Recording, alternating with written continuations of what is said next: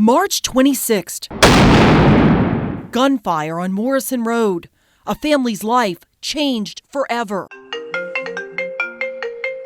It was one of the worst calls that a grandmother could receive. Dorothy White panicked and ran to the scene. When I got there, the fire department, police was there. Darryl was pretty much face down. When I got there, they rolled him over. When they rolled him over, I really thought that was it. That was a police officer. I don't know who he is, but he was a God sent to be on that scene. And he held me and said, "Mom, if there's any help," he's responding. Her grandson, still alive. Paramedics rushed him to the hospital. The bullet that went in the back, it hit his spine, his liver, gallbladder, parts of his stomach. It really changed. Just that blink, that phone call. Our lives has changed forever. After surgery, the doctor delivered the news to Darryl's family. The bullet struck his spine, paralyzing him from the waist down. It's just why? No reason for it. For more than a month, Darryl's been in the hospital. And when he thinks back to what happened, he says he can't understand why. Just walking to the store, getting drinks and snacks. Then basically a car pulls up. He says the people in the car asked him and his friend if they wanted to buy drugs. Darryl says he told them no. Later, the car returned, and this time, he says they asked him for $1. And we just like, really? $1? And we say no. Then he hops out with the gun and says, "Give me everything in your wallet. Give me everything in your pockets." And we just stopped and looked at each other, and we just froze, just like, wasn't really scared, just disbelief, like, is this like really happening? Like, what? Next thing you know, he shot me. He says he immediately fell to the ground, and before blacking out, he remembers hearing his grandmother's voice. I felt her touch my hand. Of everything, I remember my grandmother's voice, her crying and saying, "That's my baby," and everything. I just questioned, why would you hurt him? If he was willing to give you what you asked for, why would you hurt him?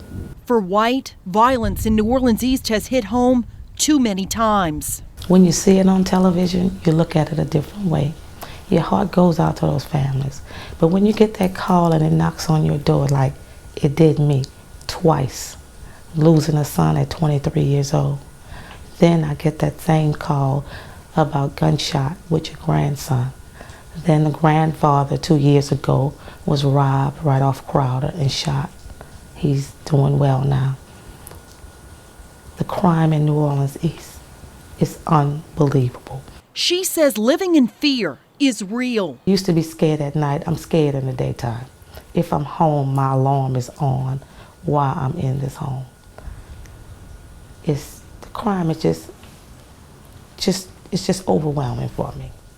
It have you paranoia. While trying to cope with the crime around her home, White spends most of her time now at the hospital, tending to her grandson. You got him good. Good. Try to let your legs have some weight. Recovery for Darryl means learning how to live in a wheelchair. I think the general public thinks, oh, your legs don't work anymore.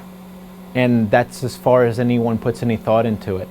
It's so much more than that. It's all aspects of your life, from your body image. You know, you've always seen yourself as someone standing up, talking to people face to face. Well, now you've got to come to terms with that. You can't feel anymore in certain areas. So you're more likely or more prone to maybe getting a wound. Josh Berthelot is Darryl's physical therapist, showing him basic things like how to turn corners in a wheelchair and how to transport himself into a vehicle. Through it all, Darryl's found a way to accept what's happened to him, and he's fighting every day to learn things most people take for granted. So I'd rather just be pushing myself to be better and happy. I mean, I have to deal with it at some point, so why not now? He kind of just takes every day and gives it his all. And something else I kind of want to add is just the support of his family. I feel like has helped him continue on. Get ice cream ready for the party. It's Daryl's 21st birthday. His plan was to celebrate in Vegas, but that isn't going to happen. Instead, his family, friends, and hospital staff will throw him a karaoke party at the hospital. Thank you. Miss Feinberg. Hey, Mr. Cody. Happy birthday! Hey. And we brought you a present too. Hey, Mr. Today, Cody. they celebrate Daryl's life knowing things could have been much different. Now they'll focus on his future. I hope life treats you kind, and I hope you have all you dreamed of. He's smiling every day. He's determined. I believe that one day he will walk, or they'll have something to help him. But he's in very good spirits. And I wonder myself, he's so strong. There you go. Way to go. Could I be as strong as he is? Can I be and do the things that I see he's doing? He's still smiling.